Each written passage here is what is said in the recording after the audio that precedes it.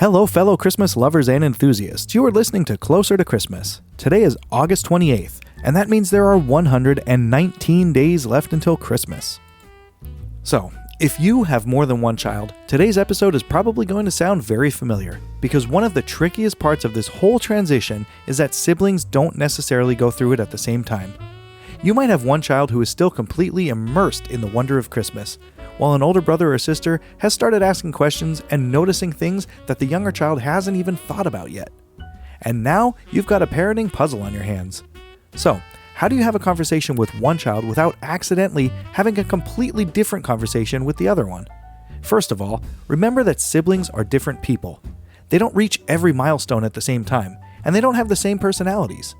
One kid might analyze every single detail of Christmas, like they're preparing themselves for a documentary for the History Channel, while another kid is perfectly happy just to eat cookies and enjoy the lights without questioning anything.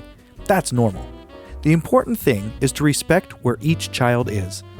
If an older child starts asking questions, you could have that conversation privately if that's what works best for your family. And if they seem to be entering a new stage, this can actually become an opportunity to give them a new role at Christmas. There's something I really like about this whole transition. Instead of making it feel like they're losing something, you could help them discover that they're gaining something else. Maybe they're old enough to help wrap presents. Maybe they can help you choose a gift for a young sibling. Maybe they can help bake the cookies. Maybe they're finally old enough to be trusted with some of the behind-the-scenes Christmas jobs that used to be reserved for adults. And yes, you may have to explain that being given the responsibility comes with one very important rule: don't ruin somebody else's Christmas. Because siblings have a remarkable ability to find exactly the information that will cause the most chaos at the worst possible moment. You could probably imagine how that conversation goes. "Hey mom, I know something that he doesn't know." And every parent immediately knows that sentence is followed by trouble.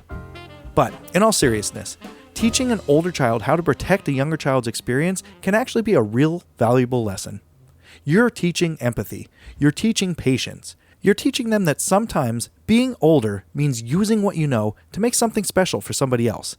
And that's a pretty important part of growing up.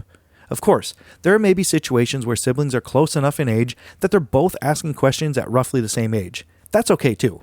You don't have to force them into separate categories. The important thing is, you're paying attention to your own children and responding to what they actually are ready for. And if you've got one child who's becoming more curious, while another is still completely caught up in the wonder, don't see it as a problem that needs to be fixed. Think of it as two kids experiencing Christmas in two different ways. There's room for both. And eventually, the older child may discover that there's something really wonderful about being part of the group that helps make Christmas special for somebody else. That's a different kind of Christmas magic, and it's one that we're going to talk about more tomorrow.